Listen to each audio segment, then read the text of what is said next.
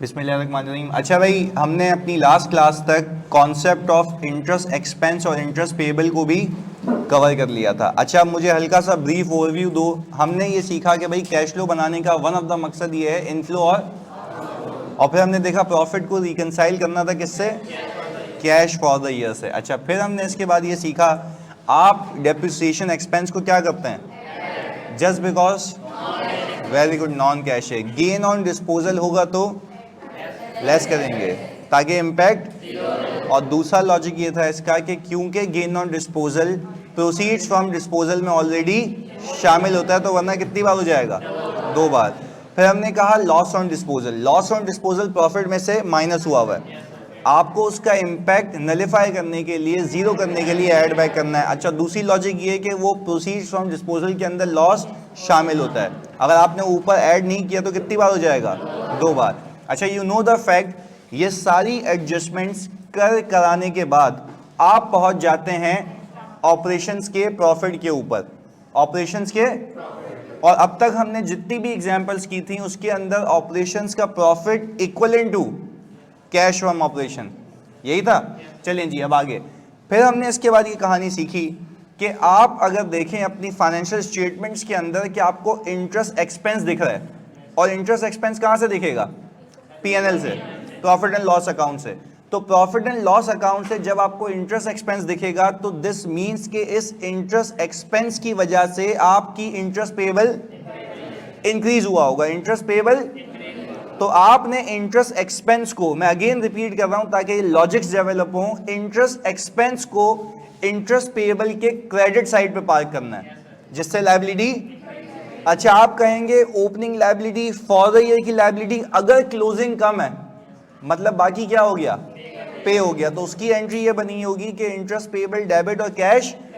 तो अब आपको ये बात समझ आ गई थी मेरी कल की एग्जांपल में कि इंटरेस्ट एक्सपेंस का होना अलग बात है और पे होना अलग बात है। अच्छा जी, फिर मैंने आपसे ये पूछा था कल की क्लास के अंदर कि जो इंटरेस्ट एक्सपेंस था वो 1 लाख रुपए का था, पे कितना किया था, 80,000 रुपये, बचा कितना, 20,000 रुपये। तो मुझे अब एक बात बताएं, अगर मैं मैपिंग करूं अपने माइंड की तो मुझे ये पता था कि मेरे प्रॉफिट के अंदर कितना माइनस हुआ हुआ है नीचे कैश में से, तो क्या मैं फर्दर 20,000 माइनस करूं?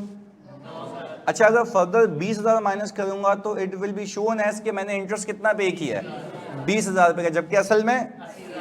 तो अब मुझे एक बात बताओ, अगर मैं यहां समझूं कि अगर मैं 80,000 ही दिखा दूं यहां पर माइनस, तो ऊपर 1 लाख माइनस हुआ हुआ है, 80 यहां से हो गया, टोटल कितना हो गया, 180।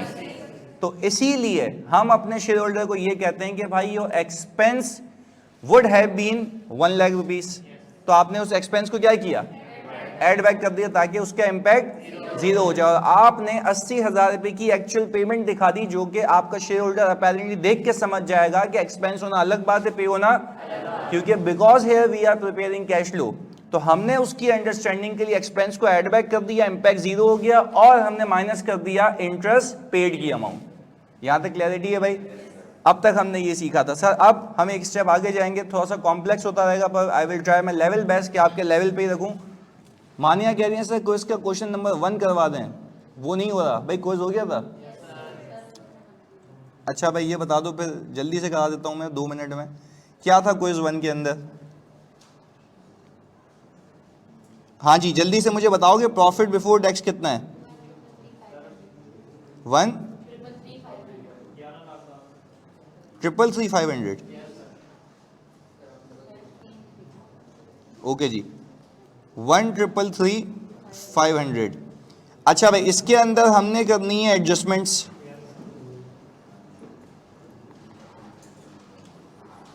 अच्छा, एडजस्टमेंट्स के अंदर क्या कोई डेप्रिसिएशन एक्सपेंस था? 55, यह आ गया 65,000 रुपये। अच्छा, इस कल वाले क्विज में सर इन्वेस्टिंग प्रॉपर्टी सही बोला करो जानी, इन्वेस्टिंग एक्टिविटीज। चलें जी, अभी कर लेते हैं ना। अच्छा, मुझे जल्दी से ये बता दो, उसमें पीपी का अकाउंट दिया हुआ था, ओपनिंग क्लोजिंग, वो भी साथ में बना लेते हैं ताकि आप लोगों की यहाँ पे अंडरस्टैंडिंग डेवलप हो जाए।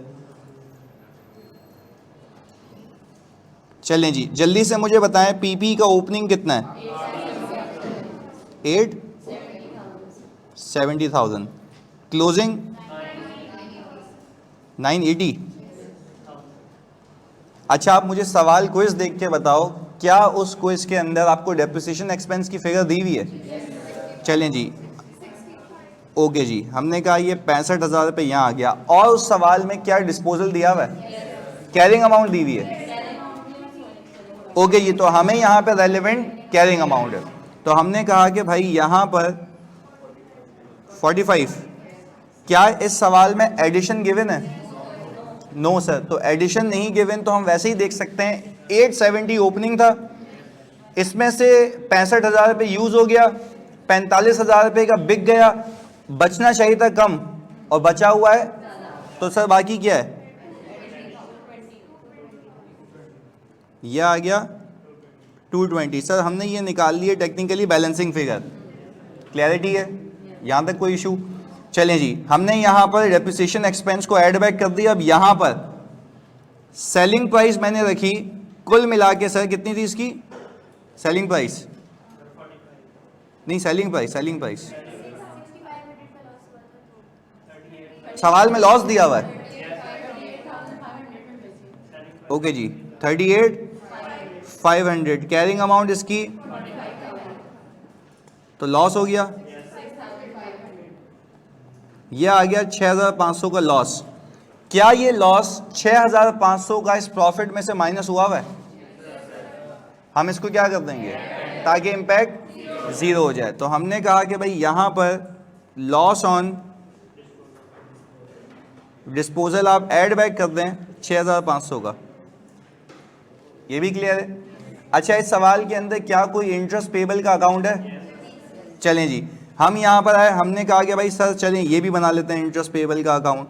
हमने कहा इंटरेस्ट पेबल के अकाउंट के अंदर ओपनिंग कितना है? 55। ओके जी, हमने कहा यह आ गया 55,000, क्लोजिंग बस 50। अच्छा, आपको पीएनएल में क्या इंटरेस्ट एक्सपेंस बताया है? कितना? 45। हमने कहा कि भाई ये आ गया इंटरेस्ट एक्सपेंस, इस एक्सपेंस की वजह से मेरी लायबिलिटी में इजाफा हुआ होगा। तो आप मुझे एक बात बताएं, मैं कह रहा हूं फॉर द ईयर 45 पे करना है, पुराना 55 पे करना है, बचा हुआ कितना है? तो कितना पे हो गया? तो आपने कहा कि भाई पेड हो गया 50,000। चलें जी, अब आप मुझे एक बात बताएं, एक्सपेंस होना अलग बात है, पे होना अलग बात है। तो हम यहां पर आए, हमने सबसे पहले ये किया कि भाई इंटरेस्ट एक्सपेंस को ऐड बैक कर दिया एंड दैट वाज 45,000। इन सबको जब मैंने ऐड किया तो मुझे मिल जाएगा कैश या प्रॉफिट फ्रॉम ऑपरेशंस, ऐसा ही है। मैं यहां पर लिख देता हूं कैश या प्रॉफिट फ्रॉम ऑपरेशंस। कितना आ गया ये? 1450। अच्छा भाई, ये तो आ गया ऑपरेशंस का पैसा, पर आप ये बताएंगे अपने शेयर होल्डर को कि इस ऑपरेशंस के पैसे में से आपने इंटरेस्ट भी पे किया है, तो इसके बाद आप माइनस करेंगे कितना है जी? तो ये हो गया 1 पॉइंट। अच्छा, आपके पास ये आ गया नेट कैश फ्रॉम ऑपरेशंस, ये सही हो गया था? चलें जी, ऑनलाइन वालों यहाँ सर मैंने भी ऐसे ही किया था बट आंसर मैच नहीं हो रहा था, मुझे लगा शायद मैंने ही गलती कर रही हूँ। अच्छा भाई, तो मुझे एक बात बताओ, ऐसे ही किया था तो यही आंसर आएगा ना, अलग कैसे होगा? नहीं, नेट कैश इनफ्लो का मतलब, अच्छा देखो सवाल की रिक्वायरमेंट समझो, सवाल में आपसे क्या पूछा था? Cash from operation. अच्छा, कैश फ्रॉम ऑपरेशन का आंसर उसमें क्या था? 1.4 मिलियन था। तो मैं ये कह रहा हूं कि मैंने कुल मिला के ऑपरेशन से कितने पैसे आए इंटरेस्ट को भी पे करने के बाद? 1.4 मिलियन। तो ये रहा आपका कैश फ्रॉम ऑपरेशंस। बात क्लियर है? अच्छा माने जल्दी बता दो, क्लियर है ये? अच्छा, अब वारिस कह रहे हैं कि सर, वारिस अली कह रहे हैं कि भाई फर्दर इंफॉर्मेशन में एडिशन की इंफॉर्मेशन नहीं गई। तो मैंने कहा आपको कि मैंने आपको सिखाया था कि एग्जामिनर बोले या ना बोले। अगर आपका अकाउंट बैलेंस नहीं हो रहा दैट मीन्स कि आपने और पीपी खरीदा है। और लॉजिक भी कहती है कि भाई ओपनिंग के मुकाबले में इतना बिक गया, इतना यूज हो गया, इतना बच गया, तो भाई अगर बचा हुआ ज्यादा है तो मतलब साल के दौरान क्या किया होगा, परचेज किया होगा, तो वो आ गया। सही है भाई। यहाँ से सर इंटरेस्ट का वापस समझा दें। देखिए मैंने कल की क्लास में समझाया था आपको कि आप जैसे जैसे अपना इंटरेस्ट इंकर करेंगे तो आपकी लायबिलिटी, तो हम उसकी एंट्री भी बनाना सिखाई मैंने, interest expense debit, interest payable credit, interest expense debit, interest payable. तो वो एक्सपेंस की वजह से आपकी इंटरेस्ट पेबल की लायबिलिटी इंक्रीज होगी। फिर मैंने कहा opening plus interest payable for the year कुल मिला के बन गया कितना, 1 लाख रुपए। बचा हुआ कितना है, 50,000 रुपए। तो ये कम कैसे हो गया, पे हो गया होगा। तो हमने कहा कि सर हम इस बात को कंक्लूड कर रहे हैं कि इस साल का एक्सपेंस है 45,000, इस साल की पेमेंट है 50,000। और ये ऐसे समझाता हूं मैं कि एक्सपेंस हुआ है 45,000 का, पेमेंट ज्यादा इसलिए क्योंकि कुछ पिछला पे हुआ है। सही है ना, यानी कुछ पिछला सेटल हुआ है ना। तो हम भी तो यही कह रहे हैं कि एक्सपेंस का होना अलग बात है, पे होना।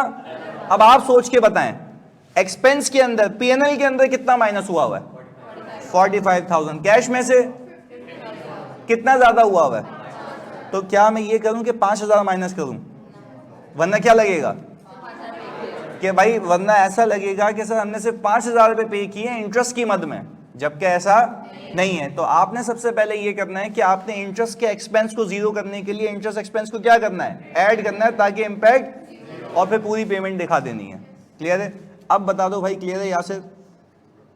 चलिए जी, यानी अब आपको ये बात समझ आ गई भाई, नेट कैश फ्रॉम ऑपरेशन आ गया। इसके बाद कौन सी एक्टिविटीज हैं, हमने कहा भाई इसके बाद आ गया इन्वेस्टिंग एक्टिविटीज। अच्छा जी, जल्दी से मुझे बताओ इन्वेस्टिंग एक्टिविटी में पीपी परचेज किया है, कितने का जी? ये आ गया 220 का नेगेटिव। हमने कहा प्रोसीड्स 385,500। अच्छा जी, प्लीज आपसे रिक्वेस्ट ये है कि मुझे सिर्फ इन दोनों का नेट बताओ। 181, अच्छा 181,500 बेसिकली नेगेटिव, बेसिकली नेगेटिव। अच्छा, अब वो आपसे पूछा था क्विज के अंदर, या हम पूछ रहे थे आपसे क्विज के अंदर कि भाई आप ये बताओ कि ऑपरेशन से कितना पैसा आया। आपने बोला 1.4 मिलियन इंटरेस्ट को पे करने के बाद। अब आगे सुनिएगा, अब मैं आपसे ये पूछूं कि आपने इन्वेस्टिंग एक्टिविटी से पैसा लेकर आया या पैसा लगाया है, कितना लगाया है? 181। यानी इन्वेस्टिंग एक्टिविटी का बॉटम पूछ रहा हूं कि इन्वेस्टिंग एक्टिविटी में कुल मिला के पैसा आया या गया, तो आप बोलेंगे गया है। और वो ऐसे भी पता लगता है मुझे 220 के पैसे गए मेरे पास से और 38,500 मेरे पास आए, तो नेट कितने आए, नेट कितने गए? 181,500। तो आप ये बताएंगे 1.4 मिलियन में से अगर 181,500 को मैं माइनस कर दूं तो मुझे मिल जाएगा नेट कैश इनफ्लो। कितना है जी? 121,85, यही है भाई। तो ये आ गया net cash inflow. I hope अब क्लियर है, पक्की बात है। ऑनलाइन वालों बता दो अब क्लियर है जी, जल्दी से। माने कह रही है सर अगर इंटरेस्ट सारा का सारा पे कर दिया होता, तो देखो फिर आप अजम्पशन नहीं लेना, अगर इंटरेस्ट सारा का सारा पे कर दिया होता तो आपका क्लोजिंग कितना आ रहा होता, 0। तो वो अपेरेंटली पेमेंट आपकी ज्यादा आती, और फिर आई बिलीव कि आपकी पेमेंट आती 1 लाख रुपए की।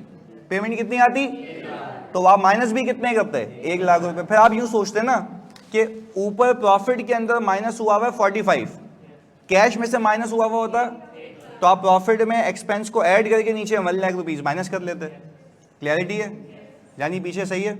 ओके जी भाई, अब बता दो ऑनलाइन वालों क्लियर है? तो हम आगे चलें जी। नेट कैश इनफ्लो, देखो यहां तक कहानी समझ आती है, ये वाली और ये वाली, कि ये मेरे पास इधर net cash from operations 1.4 million आ गया। अच्छा, मैंने कहा मैंने जो बिजनेस किया उससे इतना पैसा आया, पर बिजनेस करने के बाद क्या मैंने कहीं और भी पैसा लगाया? यस, मैंने पीपी खरीदा है और एक पीपी बेचा भी है, तो उससे मेरे पास पीपी खरीदने बेचने पे नेट पैसा आया या नेट पैसा गया है? गया है। कितना गया है? 181,500। तो मैंने जो बिजनेस से पैसा कमाया और उस कमाए हुए पैसे में से लगाए गए पैसे को माइनस करूं तो नेट कितना आया मेरे पास? 1,218,500। और अगर आपको उस क्वेश्चन के अंदर जो आपको क्विज में दिया गया था, आप कैश का बैलेंस दिया हुआ था ओपनिंग क्लोजिंग, उन दोनों का डिफरेंस लेंगे, यही आएगा 1,218,500। But share holder will have a clear idea of कि पैसा कहां से कितना आया है और पैसा कहां पे लगाया है। क्लियर है? पक्की बात है। अब कोई सवाल ऑनलाइन वालों जल्दी बता दो तो आगे चलें। चलो अच्छा है तुम लोग पूछते हो, चलें जी, ओके गुड हो गया।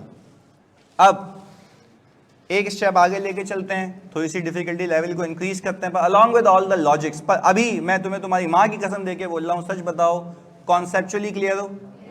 कॉन्सेप्ट के साथ चलना है। फॉर्मेलिटी होता तो वो तो एक दिन में हो जाता, पर कॉन्सेप्ट की बात है, कॉन्सेप्चुअली क्लियर होना चाहिए। खैर आगे अब मैं आज के बाद ये कहूंगा कि आपका प्रॉफिट फ्रॉम ऑपरेशन होना एक अलग बात है और ऑपरेशन से कैश आना अलग बात है। अब देखो जो मैं बोलूंगा ना उसमें इतनी सी भी कंफ्यूजन हो तो अभी रुक के पूछ लेना ताकि वो कैरी फॉरवर्ड नहीं हो।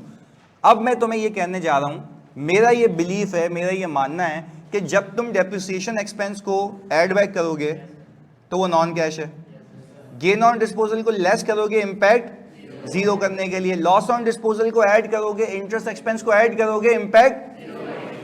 पर मेरा ये भी मानना है कि इन सब के साथ साथ जब आप ये हरकतें कर रहे होते हैं आप पहुंच जाते हैं प्रॉफिट फ्रॉम ऑपरेशंस पे। यानी इन सारी एडजस्टमेंट्स के बाद हम कहां पहुंचते हैं? आप खुद एक दिमाग लगाओ। देखो मैंने आपको अंग्रेजी नहीं पढ़ाई यहां पर आकर कि भाई आप देखो स्टैंडर्ड में ये लिखा हुआ है, मैं लॉजिक्स बता रहा हूं, वो खुद ब खुद दिमाग में फिक्स हो रही हैं। अब मुझे एक बात बताओ, तुम्हारे पास जब तुम ग्रॉस प्रॉफिट उठाते हो यानी sales minus cost of sales, उसके नीचे जितने भी आइटम्स हैं उसको तुम रिवर्स ऑर्डर में आके वहां पे पहुंच जाते हो जो होता है प्रॉफिट फ्रॉम ऑपरेशंस। यानी हम एक चीज अभी कंक्लूड कर रहे हैं समझने के लिए कि जब भी मैं एडजस्टमेंट्स पार्क करूंगा I will arrive at profit from operations. जब भी मैं एडजस्टमेंट्स पार्क करूंगा आई विल अराइव एट, और मैंने आपको हर एक सवाल में प्रूव किया है। अच्छा अब दो चीजें हो गई, एक तो ऐड और लेस करने की अपनी लॉजिक्स हैं और एक लॉजिक ये है कि उन एडजस्टमेंट्स के बाद हम पहुंच जाएंगे प्रॉफिट फ्रॉम ऑपरेशन पे। पर अब तक profit from operation was equal to cash from operation, but अब ऐसा नहीं होगा। क्यों नहीं होगा? इन तीन वजहों से। ये लिखी हुई trade receivable, trade payable, inventory, ये एक एक करके मैं एक्सप्लेन करूंगा और वो खुद ही समझ आ जाएगा। विजिबल है ना ये स्क्रीन पे? अच्छा वापस से सुनिएगा। मैंने ये कहा भाई क्योंकि देखो मैंने कहा ना टेक्निकलिटीज ऊपर जाएंगी, क्योंकि अब आप आ चुके हैं FAR 1 में, तो हम लॉजिकली समझेंगे और आराम से हो जाएगा, टेंशन वाली बात नहीं है, पहले समझना है। फिर रिपीट कर रहा हूं, जल्दी जल्दी बताओगे तुम लोग। प्रॉफिट बिफोर टैक्स के अंदर मैं डेप्रिसिएशन क्यों ऐड बैक करता हूं? Non cash. Loss on disposal add क्यों करता हूं? Zero. Gain on disposal zero और इंटरेस्ट एक्सपेंस जीरो। पर आज के बाद पूछूं तो तुम बोलोगे सर वो अपनी जगह है और ये भी है कि एडजस्टमेंट्स के बाद we will arrive at profit from operations. But अभी तक profit from operation was equal to, पर अब ऐसा नहीं होगा due to these three reasons. Due to these receivable, payable, inventory. सही है जी। तभी मैंने यहां पर एक लाइन लिखी हुई है, conversion of profit from operation into, यानी अब मैपिंग रखो ताकि कैश फ्लो का रट्टा नहीं लगे। आपने करना क्या है अब आज के बाद? प्रॉफिट बिफोर टैक्स रखा, एडजस्टमेंट्स पार्क की, एडजस्टमेंट्स पार्क करने के बाद आप कहां पहुंच जाएंगे? गलत, कैश नहीं, प्रॉफिट फ्रॉम ऑपरेशन। अब समझते हैं, फिर रिपीट कर रहा हूं। प्रॉफिट बिफोर टैक्स, उसमें क्या पार्क की? एडजस्टमेंट से कहां पहुंच जाएंगे? Profit from operation. और खुद भी लॉजिक लगाओ, मेरे पास जब मैंने इंटरेस्ट एक्सपेंस माइनस किया हुआ होता है, डेप्रिसिएशन माइनस किया हुआ होता है, मैं उसी को एड बैक करा के टेक्निकली वर्क बैक कर रहा होता हूं। लॉजिक पे बात करो, मतलब ऐसे भी नहीं कि हाँ भाई बोल दिया तो सुन लिया तो समझ लिया, नहीं। आप खुद सोचें, आपने ऑपरेशन से जितना भी कमाया उसमें से आप क्या माइनस करते हैं? Interest expense, depreciation expense, loss on disposal. जब इन सबको वापस से एड बैक करा के टेक्निकली वर्क बैक ही कर रहे हो ना, और वर्क बैक करके कहां पहुंच रहे हो, प्रॉफिट फ्रॉम ऑपरेशन पे। तो अब हम ये कहेंगे कि आज के बाद whenever we will park adjustments we will arrive at profit from operations. पर अब जब प्रॉफिट फ्रॉम ऑपरेशन आ जाएगा फिर तुम उसको कन्वर्ट करोगे कैश फ्रॉम ऑपरेशन में। कैसे, अभी सिखाता हूं। पर यहां पे देखो लिखा हुआ है conversion of profit from operation into, पर यू नो द फैक्ट कि किस पॉइंट पे आके मुझे कन्वर्ट करना है, सारी एडजस्टमेंट्स करने के, यानी पहले you have to arrive at profit from operation, then you need to convert that profit from operation into. अब ये इंग्लिश में बोल के दिखाओ। First of all we need to arrive at, then we need to convert that profit into cash from operation। कैसे, वो अभी सिखाता हूं। कहानी समझ आई जी? वो जीपी जो है itself is a profit from operation। नहीं, वो ऑपरेटिंग एक्सपेंसेस की बात है ना, कि अगर कोई अदर ऑपरेटिंग एक्सपेंसेस हैं तो उसको भी कैटर करेंगे। पर अभी समझने के लिए हमने क्या किया हुआ है, जो भी प्रॉफिट फ्रॉम ऑपरेशंस के नीचे गए। अच्छा इसमें बताओ, अभी तक मैंने जो सिखाया उसमें क्या मैंने सैलरी एक्सपेंस की बात की है? नहीं की ना। तो मैं यही कह रहा हूं ना कि अगर वो नहीं है तो बाकी अदर चीजें apart from operations add back करके कहां पहुंच जाऊंगा, प्रॉफिट फ्रॉम ऑपरेशन पे। क्लियर है? ओके जी। अब हमने बात सीख ली कि भाई एडजस्टमेंट्स के बाद हमें उस प्रॉफिट को कैश में कन्वर्ट करना है। कैसे, आओ जी देखते हैं। फर्स्ट ऑफ ऑल, अच्छा भाई ये बच्चों ने लिख दिया, first of all we arrive at profit from operation then we convert that profit into cash from operation. चलिए जी, शुक्र है। आगे अब मैंने कहा कि सर जरा आ जाएं, अब एंट्री बाय एंट्री खेलेंगे, क्योंकि मैं लिख के लेके आया हूं आप लोगों के लिए। अगर मैंने इन्वेंट्री परचेज की तो मैं उसकी एंट्री क्या बनाऊंगा? पीपी नहीं है भाई, इन्वेंट्री डेबिट और 50,000 रुपए, ये मेरी जेब से एक आउटफ्लो है, ऐसा है। पर अभी ये एसेट है क्योंकि अभी यूज होगा जब मैं बेचूंगा। चलें जी, ये बात यहां पे इसके आगे आ गई। हमने कहा ये हमारा एसेट है। अच्छा, फिर अगर हमने इस इन्वेंट्री को बेचा तो पहले तो आप एक एंट्री बनाएंगे COGS डेबिट, और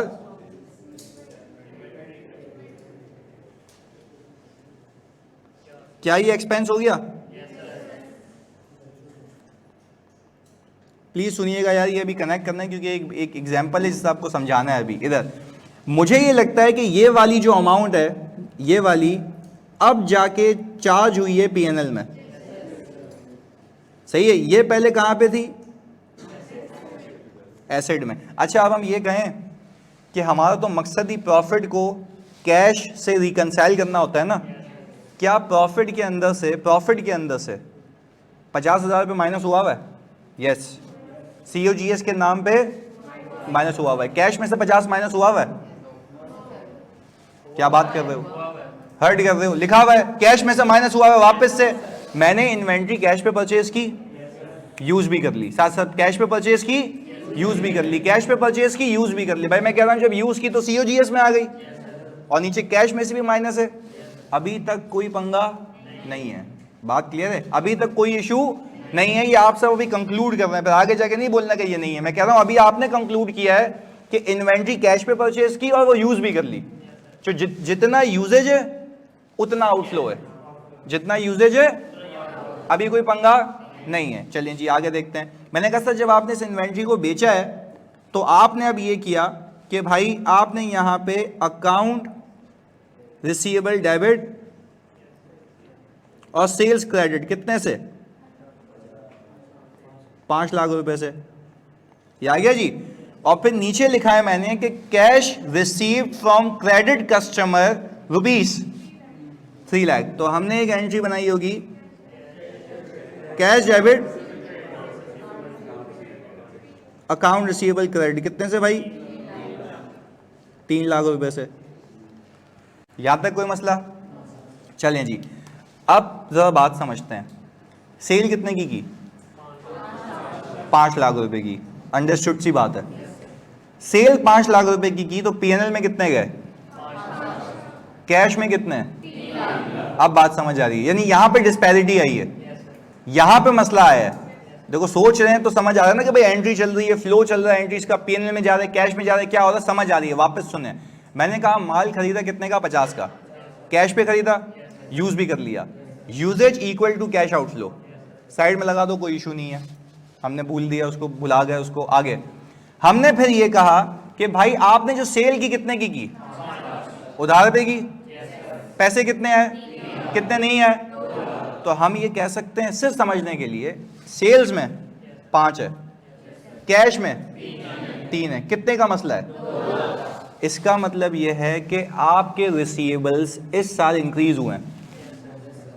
मैं फिर आपको IFRS की लाइन बताऊंगा ना, आप बोलेंगे यार ये तो अमेजिंग बात है कि इसको लॉजिकली समझ लिया तो गेम खत्म। आपके रिसीवेबल्स क्या हुए हैं, कितने से, बस इसको फिक्स रखना भेजे में, सही है जी। फिर मैंने नीचे लिख के दिया डेप्रिसिएशन एक्सपेंस है, कितने का, 80,000 रुपए का। अब देखो मैंने ये पूरी कहानी बनाई आप लोगों के लिए, एक इलस्ट्रेशन बना दी, जरा देखिएगा, इसमें कंफ्यूजन हो तो पहले रुकना, फिर हम आगे चलेंगे। इधर आप पीपी को देखें, ओपनिंग कितना है, हाँ गलत, उधर से छोड़ेंगी, ओपनिंग कितना है, 7 लाख। अच्छा, आप पीपी का जब टी अकाउंट बनाएंगे और मैं आपको बोलूं ना कोई एडिशन है ना कोई डिस्पोजल है, तो डेप्रिसिएशन है, लॉजिकल सी बात है। तो आप ये देख सकते हैं कि 7 लाख और 620 का डिफरेंस क्या है, 80,000, यानी पीपी सिर्फ कम हुआ है, किस वजह से, यूज होने की वजह से, और कोई बैलेंसिंग फिगर नहीं है, सिर्फ यही है। यहां तक क्लैरिटी है। आप मुझे गाइड करें, डेप्रिसिएशन का हम क्या करेंगे कैश फ्लो में, एड बैक, क्योंकि वो नॉन कैश है। पर ये एडजस्टमेंट करने के बाद we will arrive at profit from operations, वही कहानी चल रही है। सर रिसीवेबल वाले को तो दोबारा एक्सप्लेन कर दें। भाई देखो मैंने 5 लाख रुपए की सेल की, उधार कितना आया, 5 लाख रुपए, कितने आ गए, कितने बच गए, वो रिसीवेबल में पार्क हो जाएंगे। आप जरा देखें यहाँ पे रिसीवेबल, ट्रेड रिसीवेबल का अकाउंट, देखो मैं तुम्हें अकाउंट रीड करना सिखा रहा हूँ। ट्रेड रिसीवेबल का अकाउंट आपको इंक्रीज होता हुआ दिख रहा है, कितने से, आपको ये फैक्ट पता है ना कि 2 लाख रुपए से इसलिए इंक्रीज हुआ क्योंकि ये पैसे आने से रह गए, क्योंकि आपने जब पहली एंट्री बनाई होगी तो अकाउंट रिसीवेबल डेबिट और सेल्स, तो रिसीवेबल इंक्रीज हो गया, उसमें से कितने आ गए, तो 3 लाख रुपए से कितने बच गए, तो वो क्लोजिंग में जमा हो गए, वो यही बता रहा है। क्लैरिटी है। चलें जी, अब हमने कहा ये पूरा किस्सा कहानी करने के बाद आप मुझे यहां पे एक मासूम सा P&L बनवा दें। सेल्स आ गई कितनी, 5 लाख रुपए की। हमने कहा कि सर COGS, आप कहेंगे सर आपके पास GP आ गया 450। अच्छा भाई, फिर आपने कहा 80,000 रुपये, ये कितना, हाँ भाई 370, यह आपने कहा आपके पास आ गया प्रॉफिट बिफोर टैक्स। यही है अब तक की कहानी। चलें जी, हमने कहा कि सर इशू ये नहीं है, इशू ये है कि हमें बनाना है कैश फ्लो। अब हम यहां पर आ गए स्टेटमेंट ऑफ कैश फ्लोस। अच्छा भाई, स्टेटमेंट ऑफ कैश फ्लोस के अंदर you need to start from profit before tax, that is 370। इसमें क्या पार्क करेंगे, एडजस्टमेंट। इस सवाल में 1 है, 2 है, 3 है, 4 है, 1 है। चलें जी, हमने कहा कि भाई यहां पर डेप्रिसिएशन एक्सपेंस 80,000 रुपये। अच्छा, अब आपने यहाँ पे टोटल करने की नीड नहीं है, अब हम सीख रहे हैं ना, क्योंकि पहले तो अलग बात थी, अब एक एक करके स्टेप ऐड होता जाएगा। आपको ये बात तो पता है ना कि एडजस्टमेंट करने के बाद you will arrive at, check कर लो ये रहा, इन दोनों का ऐड करना 450 पे पहुंचता है। बट मुझे एक बात पता है, यहां पर profit from operation is not equal to cash from operation. इससे पहले मैं यहां कंक्लूड कर जाता था, अब मैं कंक्लूड, एक मसला है जिसकी वजह से नहीं है, रिसीवेबल्स। अच्छा, तो अब मैं यहां पर एक हेडिंग डालूंगा, वर्किंग कैपिटल चेंजेस। वो बोल ये रहा है आपको कि भाई आपने, अच्छा ये अभी ऑपरेशंस ही चल रहे हैं, आपने पहले निकाल दिया प्रॉफिट फ्रॉम ऑपरेशन, क्या करने के बाद, वेरी गुड, एडजस्टमेंट्स करने के बाद कहां पहुंच गए, मैं तो लॉजिक्स दे रहा हूं ना, एडजस्टमेंट्स करने के बाद प्रॉफिट फ्रॉम ऑपरेशन पे पहुंच गए। अब आप ही वो लोग हैं जो इस प्रॉफिट फ्रॉम ऑपरेशन को कन्वर्ट करेंगे। अच्छा, अब आपको स्टैंडर्ड ये कहता है, मैं आपको सीधा जबान में बताऊंगा, आपको क्लिक हो जाएगा। Standard says whenever your receivable increases, whenever this means this amount has not been recovered from the customer. This means this amount have but this has been included in your sales, so you need to deduct that irrecoverable receivable from your cash flow. अब ये इतनी मुश्किल बात बोली ना, मैंने उसको आसान कर लेता हूं। मैंने कहा जो पैसा आपका आने से इस साल रह जाए वो माइनस कर देना, क्योंकि वो प्रॉफिट में तो आ चुका है, कैश में आप उसको हटा दें तो आपका profit from operations automatically convert हो जाएगा कैश फ्रॉम ऑपरेशन में। तो सर अगर मैं आपको रट्टा लगवाता ना, मैं आपको कहता कि भाई जाना बैलेंस शीट में रिसीवेबल इंक्रीज हो रहा होगा, लेस कर देना। भाई लॉजिक तो समझो, रिसीवेबल का इंक्रीज होना, जल्दी बताओ क्या शो कर रहा है? पूरा बोलोगे, सेल हो चुकी है, पैसे सेल हो चुकी है, पैसे नहीं आए, तो मतलब आज के बाद मुझे ख्याल रखना है। अच्छा, रिसीवेबल्स का अकाउंट नहीं बनाओगे आप, रिसीवेबल का अकाउंट बनाने की कोई नीड नहीं है, क्योंकि आप जब इतनी मेहनत करके प्रॉफिट फ्रॉम ऑपरेशन निकाल चुके हो तो सिर्फ उस प्रॉफिट फ्रॉम ऑपरेशन को कन्वर्ट करना है कैश फ्रॉम ऑपरेशन में। तो अब एक बात बताओ मुझे, तुम अब मैपिंग करोगे दिमाग की, क्या COGS का मसला था? नहीं, क्योंकि जितने का माल खरीदा यूज भी हो गया, पे भी हो गया, यूजेज इक्वल टू पेमेंट, कोई पंगा नहीं है। पर हाँ एक पंगा है, जो सेल्स है, सेल्स ऊपर कितने की है, नीचे कितने की है, 3 लाख रुपए की, नीचे कैश 3 का है ना, कितना शॉर्टफॉल है, क्योंकि ये पैसा रिसीव। अब शेयर होल्डर समझेगा कि हाँ यार ये प्रॉफिट फ्रॉम ऑपरेशंस निकालने के बाद इस बंदे ने, इस मैनेजमेंट ने मुझे ये बताया है कि इवन तो मैं पैसे कमा चुका हूं बट वो पैसे नहीं आए। तो अब मैं आपको ये कहूं कि यहां से हम माइनस करते हुए दिखाएंगे इंक्रीज इन रिसीवेबल, क्या करूं, लेस। अच्छा, इन सब का डिफरेंस कितना कितना आ गया, 2,50,000, ऐसा ही है। अच्छा भाई, ये हमने कह दिया, ये हमारे पास आ गया कैश फ्रॉम। अगर आप लॉजिकली भी देखो ना, कस्टमर से कितने आए थे, सप्लायर को कितने दिए थे, नेट कितने। अब एक चीज सिखा रहा हूं, जरा सुनना ताकि ये भेजे में फिक्स हो जाए। सुनो, ये तो मैंने एक ट्रांजैक्शन बताई ना, साल के बीच में मिलियन ऑफ ट्रांजैक्शंस होती हैं साल के दौरान। आपको तो सिर्फ एक काम करना है भाई, डेप्रिसिएशन ऐड बैक करो, non cash, interest expense add back करो, इंपैक्ट 0। मैं कह रहा हूं जितना भी रंगो नस्ल का प्रॉफिट होगा वो कन्वर्ट हो जाएगा प्रॉफिट फ्रॉम ऑपरेशंस में, कन्वर्ट हो जाएगा, क्योंकि आपने एडजस्टमेंट्स पार करके ऊपर पहुंच गए। अब आप देखें बैलेंस शीट में जाके, क्या कोई पैसा आने से रह गया, जवाब आता है अगर यस, तो आप उसको क्या कर देंगे। तो आपको कैसे पता लगेगा पैसा आने से रह गया है? अगर रिसीवेबल इंक्रीज हो रहा हुआ पिछले साल के मुकाबले में, इस साल अगर आपको रिसीवेबल इंक्रीज होता हुआ दिखे तो आप ये मान लें कि वो पैसा इस साल सेल में तो आ चुका है बट कैश में, तो क्या मैं उसको ऊपर रहने दूं या उतना हटा दूं?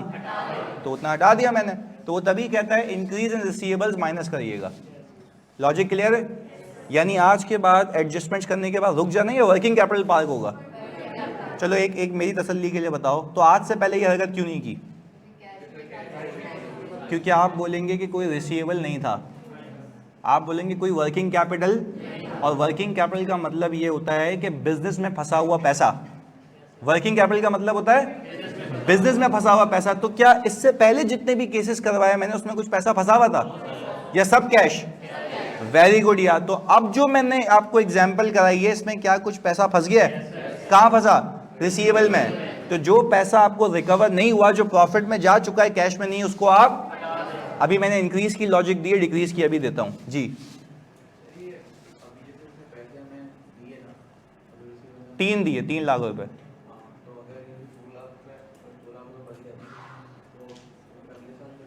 तो वो अभी सिखाएंगे ना, अभी यही तो बोला मैंने, बात कंक्लूड की। तूने जब हाथ उठाया मैं समझ गया यही पूछ रहा है, तो मैंने क्या बोला आगे बता रहा हूँ। सही है जी, चलें जी, प्लीज इसको कॉपी करें अच्छे से, सब बता रहा हूँ जानी, लॉजिक दे रहा हूँ सारी।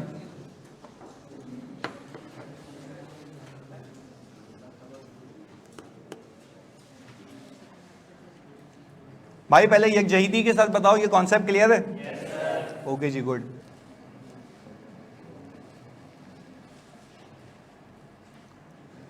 अच्छा, ये पूरी एग्जाम्पल कॉपी करने के बाद ना इसके लिए एक पेज आगे खाली रखिएगा, क्योंकि फिर इसी को कंटिन्यू करके मैं सिखाऊंगा डिग्रीज। तो पहले हम उससे पहले एक सवाल करेंगे, यानी इसी एग्जाम्पल को आप कॉपी करेंगे, एक पेज खाली रखेंगे और फिर हम चलेंगे एक सवाल के ऊपर जो आप तीसरे पेज पे करेंगे। सीधी जबान में ये कहना चाह रहा हूँ, सही है?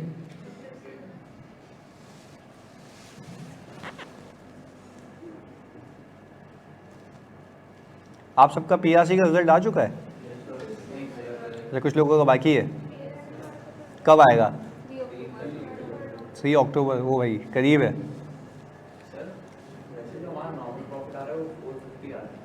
हाँ, नॉर्मल प्रॉफिट 450 है, पर हम ये कह रहे हैं कि जो हमने कमाया ना 450।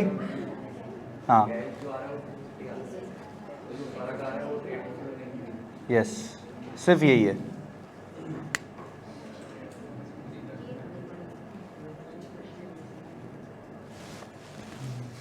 मुझसे इसकी बात पूछ लेना यासिर।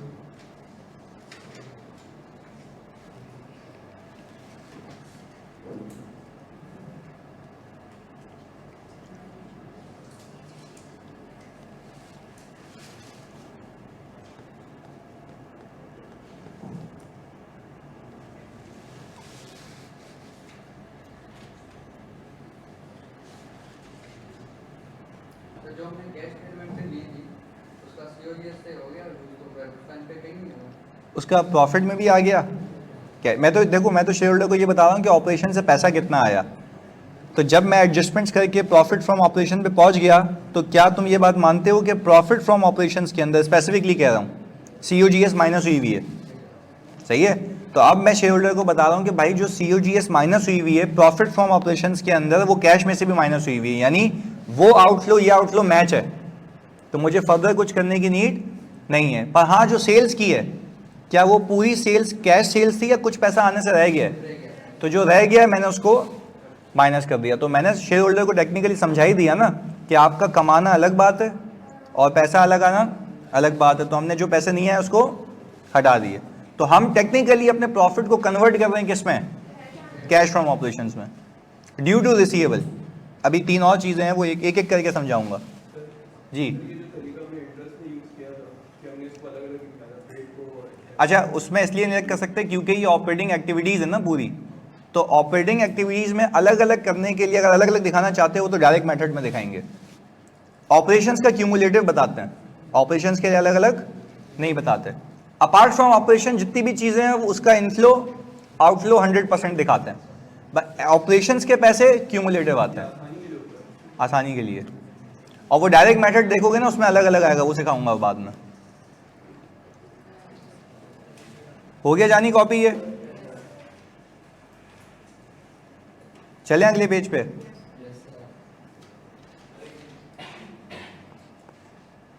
कर लो जी कॉपी।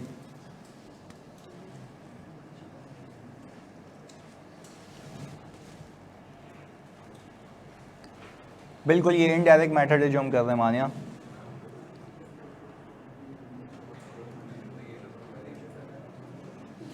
हो गया? अच्छा, जल्दी से ये पीएनएल बना लो भाई।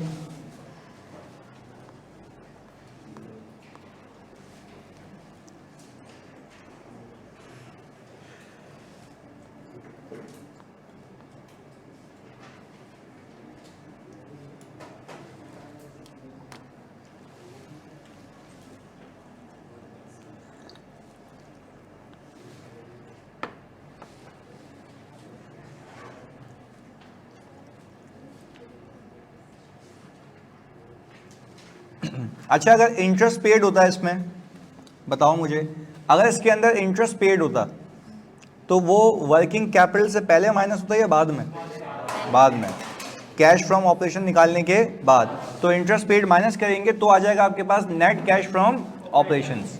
तो याद रखिएगा, वर्किंग कैपिटल पहले पार्क करेंगे, कैश फ्रॉम ऑपरेशन निकालेंगे, उसके बाद क्या माइनस होगा? Interest paid. तो सीक्वेंसिंग आपने याद रखनी है।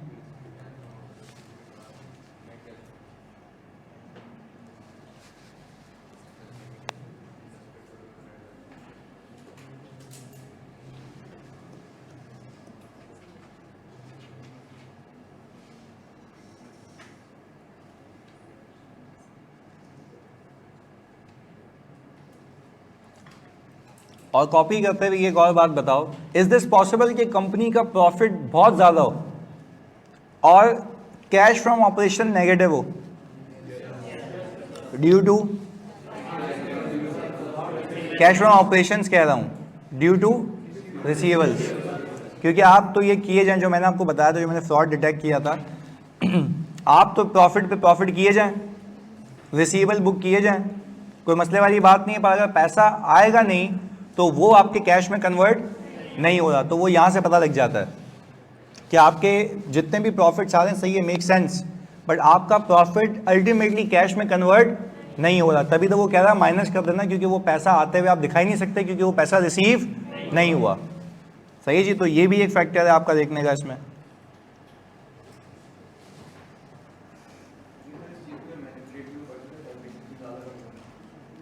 डेप्रिसिएशन ज़्यादा करते हैं, डेप्रिसिएशन की तो स्ट्रेट लाइन की या रिड्यूसिंग बैलेंस की पॉलिसी होगी, रेट होगा, तो क्या मैनिपुलेट करूं मैं, बेवकूफ़ हूं मैं, अपना प्रॉफिट कम दिखाऊंगा, मतलब है तो अगर मेमन भी हूं तो सोचूं भी तो प्रॉफिट बनाने के लिए ना।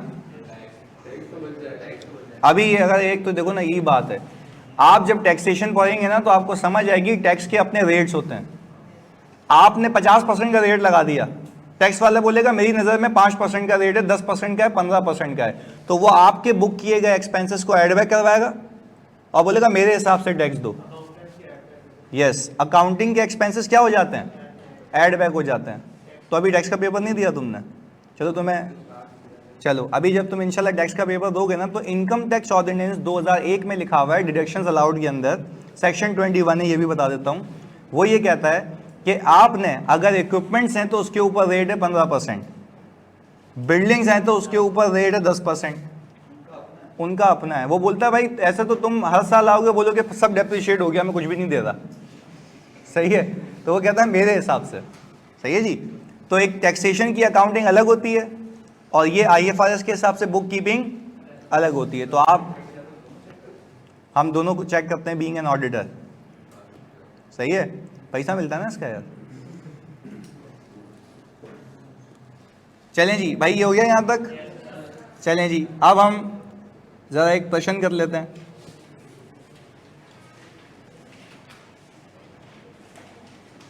ये विजिबल है भाई?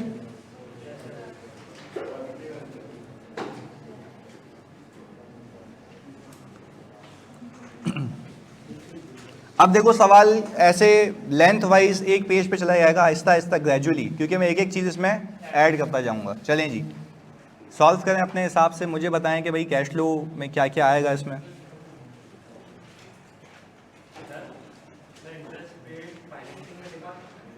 इंटरेस्ट पेड फाइनेंसिंग में दिखा सकते हैं, पर मार्केट प्रैक्टिस है के ऊपर दिखाएं। बिल्कुल सही कह रहे हो, दिखा सकते हैं, मना नहीं है। ईमान, ये यही क्वेश्चन है, यही करना है आपने।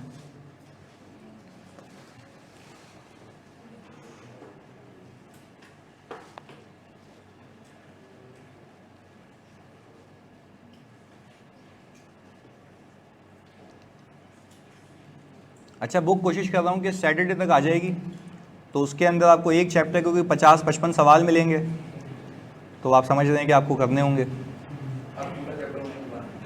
पूरा चैप्टर होने के बाद भी। और ये भी कर सकते हो कि जैसे जैसे जो कॉन्सेप्ट्स होते जा रहे हैं वो करते जाओ, क्योंकि अभी तक तो मैं जो कॉन्सेप्ट देता हूँ वो तो खुद की बनाई हुई इलस्ट्रेशन से देता हूँ ना, तो आपके ऊपर वो ड्यू हो जाता है कि वो सवाल आप प्रैक्टिस करें। सही है, मैं खैर पहला चैप्टर भेज भी चुका हूँ, आपके पास आ गया ना PDF में, तो आप वहाँ से भी देख सकते हैं अगर आपने प्रैक्टिस करनी है। तो जो कॉन्सेप्ट होगा उसकी अपनी एडिशनल प्रैक्टिस के लिए आप कर सकते हैं। ये ख़त्म करोगे एक अलग से प्रैक्टिस सेट दूसरा भी मिल जाएगा, तो पहले ये तो ख़त्म करो। सही है, तो शुरू करें आप। बिल्कुल मार्क्स ऊपर नीचे होंगे इस पर। ओके, फॉर्मेट अब ऐसे हो भी नहीं सकता आउट, क्योंकि आप जब प्रैक्टिस करेंगे, अभी तो शुरुआत है, अभी तो ये बुक का चौथा सवाल है। 55 सवालों तक जाते वक्त तो तुम मतलब नींद में भी तुम्हें फॉर्मेट याद होगा। नहीं, लॉजिक तो मैंने बता दी है, पर जो किसी कंपनी के फाइनेंशियल स्टेटमेंट उठाना, हर कंपनी में कैश फ्लो सेम बना हुआ होगा। रीज़न बताता हूँ, स्टैंडर्ड ने भी बोला, और दूसरा जो यूज़र ऑफ फाइनेंशियल स्टेटमेंट्स है ना, शेयर होल्डर, तो वो एक एग्जिस्टिंग शेयर होल्डर होता है, एक पोटेंशियल शेयर होल्डर होता है जो इस कंपनी में इन्वेस्ट करने का सोच रहा है। तो हर किसी को इन्फॉर्मेशन देखने की आदत होती है। यानी अगर हम आईकेट के रिजल्ट कार्ड की बात करें, हमें आदत होती है कि भाई रिजल्ट परमानेंट क्रेडिट चाहिए, तो एक्सपेक्टेशन बना के बैठते हो ना कि ये आना चाहिए। तो शेयर होल्डर भी एक्सपेक्टेशन बनाता है, उसको भी वैसे ही रीड करने की आदत होती है कि वर्किंग कैपिटल आएगा उसके बाद ये आएगा। अब तुम वर्किंग कैपिटल आखिरी चौरंगी पे दिखा रहे हो तो सेंस नहीं बनता। बिल्कुल ऐसा है, तो इसलिए कंसिस्टेंट प्रैक्टिसेस के लिए सेम बनता है।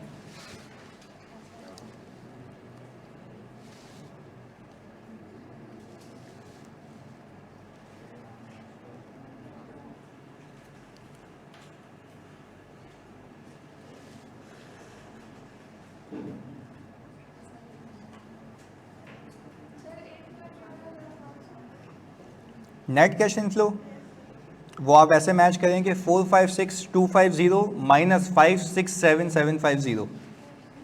ये सर यही आ रहा है। यही आ रहा है, सेम है दोनों का। गुड।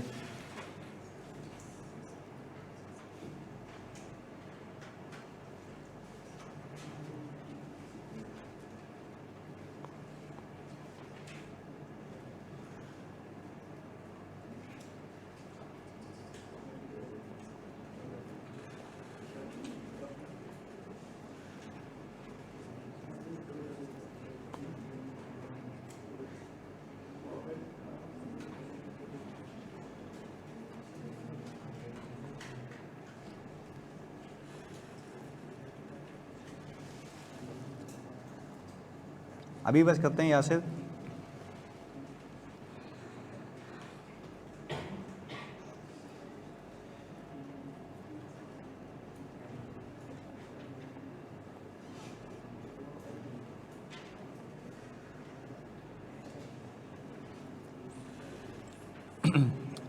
इस सवाल में एडिशन बताई हुई है इसने।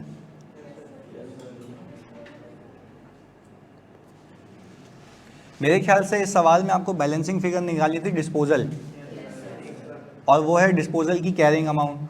तो आप मुझे एक बात बताएं, डिस्पोजल की कैरिंग अमाउंट कितनी है? यही है भाई, ये आपने निकाल ली सर बैलेंसिंग फिगर। अब आपको ये पता है कि कैरिंग अमाउंट आपकी है 25,500 की, और गेन है आपके पास 40,200 का। ओके जी, 40,200 का गेन है। मुझे एक बात पता है कि भाई जब ये गेन आया है तो मेरी सेलिंग प्राइस ज़्यादा रही होगी, तो वो इस सवाल में मैंने आपसे ये भी बैलेंसिंग फिगर निकलवाई, कितनी आ गई सर? ये आ गई हमारे पास बैलेंसिंग फिगर सेलिंग प्राइस। किया क्या, मुझे पता है कि भाई एक x amount of selling price होगी जिसमें से कैरिंग अमाउंट माइनस होगी, ये गेन आया होगा, तो जाहिर सी बात है सेलिंग प्राइस ज़्यादा रही होगी ना, और कैरिंग अमाउंट से कितने से ज़्यादा रही होगी? 40,200 से। तो हम टेक्निकली यूं भी कर सकते हैं इसको कि मैं अगर सिर्फ 25,500 की कैरिंग अमाउंट में प्लस कर दूं प्रॉफिट, तो हमारे पास कितना आ गया जी? 65,700, या इसको गेन लिखते हैं सिंपली। ये कर लिया था भाई, सेलिंग प्राइस आ गई हमारे पास। चलें जी, हमारे पास डेटा आ गया टू प्लॉट। अब मैं कहूंगा भाई इंटरेस्ट पेबल का भी अकाउंट बना लो। इंटरेस्ट पेबल के अकाउंट के अंदर ओपनिंग कितना है? 25,680, और क्लोजिंग आ गया आपके पास 51,280। और आपने कहा कि भाई इंटरेस्ट एक्सपेंस की वजह से ये अकाउंट इंक्रीज हुआ होगा, और वो आ गया 50,600। पे कितना हो गया? ये आ गई हमारे पास बैलेंसिंग फिगर। सर अब अगर हमने ये सारी चीज़ें पार कर ली हैं, निकाल ली हैं, तो हम कैश फ्लो बना सकते हैं। हमने ये कहा कि भाई अब मैं यहाँ पर प्रॉफिट बिफोर टैक्स से शुरुआत करूँगा, और प्रॉफिट बिफोर टैक्स से मेरा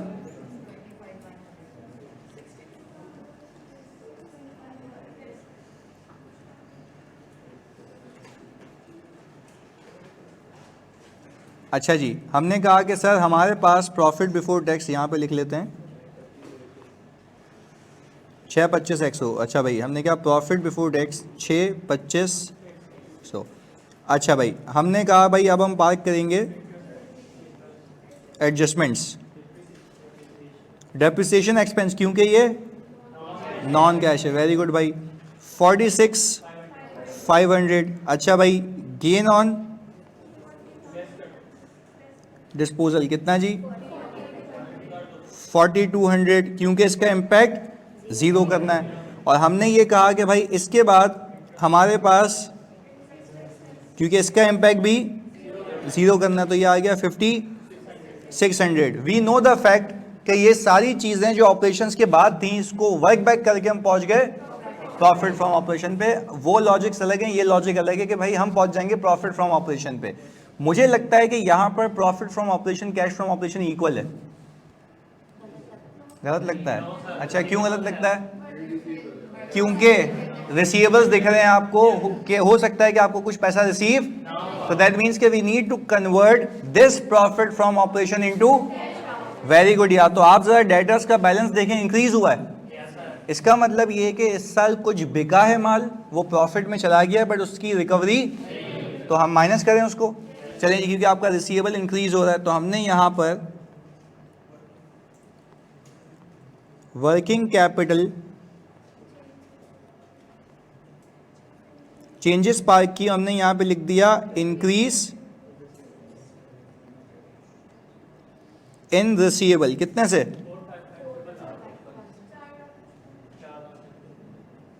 इतना पैसा नहीं आया। अच्छा, जब आप इसको ऑल टुगेदर माइनस कर देंगे तो आपको मिल जाएगा कैश फ्रॉम ऑपरेशंस। कितना है जी? 427,227। ये आ गया आपके पास कैश फ्रॉम ऑपरेशंस। ये सही कर लिया था? वेरी गुड यार। फिर हमने यहां से माइनस किया, वो है, तो सर इंटरेस्ट का एक्सपेंस भी तो ऊपर माइनस हुआ हुआ है, तो दो बार हो गया। वो ऐड बैक करके आपने जीरो कर दिया था, तो हमने कहा कि भाई ये कितना आ गया? 202। ये आपके पास आ गया नेट कैश फ्रॉम ऑपरेशंस। तो सर हमने कहा कि हम इसको ज़रा, बल्कि यहाँ से उठा लेते हैं।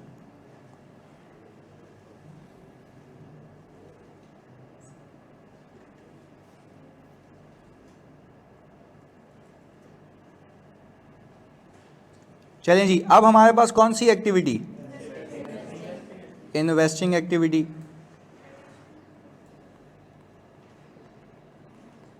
इन्वेस्टिंग एक्टिविटीज के अंदर आपने कहा भाई पीपी परचेज कितने का है जी? लेस करें, पीपी आप पूरा लिखिएगा, proceeds from disposal of PP.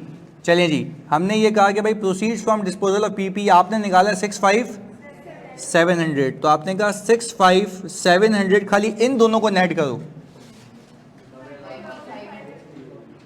90,000 negative, यानी आपने इन्वेस्टिंग एक्टिविटी में इतने लगाए। अच्छा, अब हमने कहा कि भाई 202,000 आए, इतने पैसे इन्वेस्टिंग एक्टिविटीज में चले गए, तो हमारे पास आ गया नेट कैश इनफ्लो। कितना? यही है। अच्छा भाई, अब एक और चीज सीख लो ताकि वो अब उसको कंक्लूड करें। इसके अंदर आप ऐड कर देते हैं ओपनिंग बैलेंस। ओपनिंग बैलेंस कितना है? हाँ भाई, 456,250, 456,250। आप शेयर होल्डर को बता देंगे भाई नेट इनफ्लो इतना हुआ, ओपनिंग कितना था, क्लोजिंग कितना हो गया? 56,750। बस खाली ये करना है हमने कि नेट कैश इनफ्लो के बाद आपने ओपनिंग ऐड कर दिया और आप किस पे पहुंच गए? क्लोजिंग पे। बस ये है, मैच हो गया जी, पक्की बात है, ये क्लियर था। अच्छा भाई, वारिस कह रहे हैं कि सर प्रोसीड्स का बैलेंस कैसे आया? देखो, प्रोसीड्स का जानी बैलेंस ऐसे आया क्योंकि इस सवाल में मैंने आपको एक चीज़ बता दी थी जो कि था गेन। ये आपने डिस्पोजल की बैलेंसिंग फिगर निकाल ली, कैरिंग अमाउंट, क्योंकि ओपनिंग आपको गिवन था एडिशन आपको गिवन था, डेप्रिसिएशन आपको गिवन था। अच्छा प्लीज कैलकुलेटर निकाल लो एक बार खाली समझने के लिए। अगर ओपनिंग में एडिशन ऐड करूं और 46,500 माइनस करूं, जल्दी से ओपनिंग में एडिशन को ऐड करूं और 46,500 को माइनस करूं तो आंसर कितना आता है? ओपनिंग में एडिशन को ऐड करो और 46,500 को माइनस करो। आपने कहा कि सर आंसर आता है 834,700। अच्छा 834,700 का आंसर ऐसे आ रहा है कि आपने ओपनिंग, एडिशन और डेप्रिसिएशन माइनस कर दिया। तो आप देखें कि 834,700 आपके पास क्लोजिंग बचना चाहिए था, बचा हुआ कितना है? 809। तो मतलब बाकी क्या हो गया है? डिस्पोज हो गया। और इस अकाउंट में जो होती है वो कैरिंग अमाउंट होती है, तो जो हमने बैलेंसिंग फिगर निकाली है वो कैरिंग अमाउंट ही है। तो हमने ये कहा कि भाई जब मैंने कैरिंग अमाउंट निकाल ली तो अब मुझे डेटा इस तरीके से गिवन है कि मुझे पता है कि गेन आया है, और गेन कितने का आया है? 40,200 का। तो हम ये कहेंगे कि अगर 25,500 की चीज मैंने 4200 के गेन पे बेची है तो कैरिंग अमाउंट से 40,200 से ज्यादा पे बेची होगी। तो उसके अंदर जब मैं ऐड कर दूंगा तो मैं पहुंच जाऊंगा प्रोसीड्स पे। क्लियर है भाई? अब वारिस जी, पीपी का अकाउंट वापस बता दूं। देखो आप ओपनिंग 725 है, इसके अंदर एडिशन ऐड करो 156,200 की, ये आपके पास आ गया कुल मिला के पीपी। इसमें से यूज कितना हो गया? यानी ये हो गया ना 46,500। तो opening plus addition minus depreciation करो, देखो कितना आता है जल्दी? 834,700 आता है। अब देखो क्लोजिंग कितना बचा हुआ है, तो कम बचा हुआ है या ज्यादा? कम बचा हुआ है। तो मतलब बाकी क्या हुआ है? डिस्पोज हो गया। और यहां से भी एविडेंट है कि नीचे लिख के दिया है उसने गेन ऑन डिस्पोजल है। बात क्लियर है? तो इस अकाउंट से हमने वो पीपी की कैरिंग अमाउंट निकाल ली जो यहां पे मौजूद थी बेचते वक्त। क्लियर है? अच्छा जी, तो हमने क्या किया फिर उस कैरिंग अमाउंट के अंदर अपने गेन को ऐड किया। ये तो गेन पे कब बेचता हूं मैं? जब मेरी कैरिंग अमाउंट से ज्यादा पे बेचूं। तो कितने से ज्यादा पे बेचा जल्दी बताओ? तो आपने इसी कैरिंग अमाउंट में 40,200 अगर ऐड कर दिया तो आपको क्या मिल जाएगी? Selling price. तो ये मिल गई। सही है जी।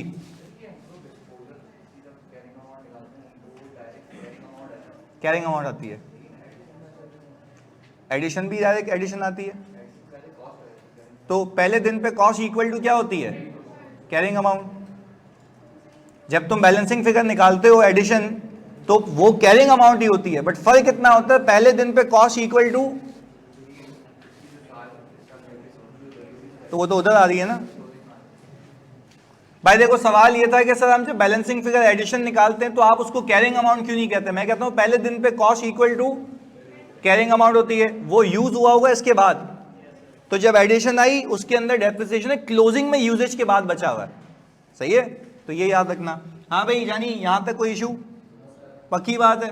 अब जो आपका डिक्रीज इन रिसीवेबल का केस है वो हम अगली क्लास में कर लेंगे क्योंकि वो आज हो नहीं पाएगा। फिर अगली क्लास में मैं इन्वेंट्री को भी लिंक करूंगा, ट्रेड पेबल को भी लिंक करूंगा। सही है जी।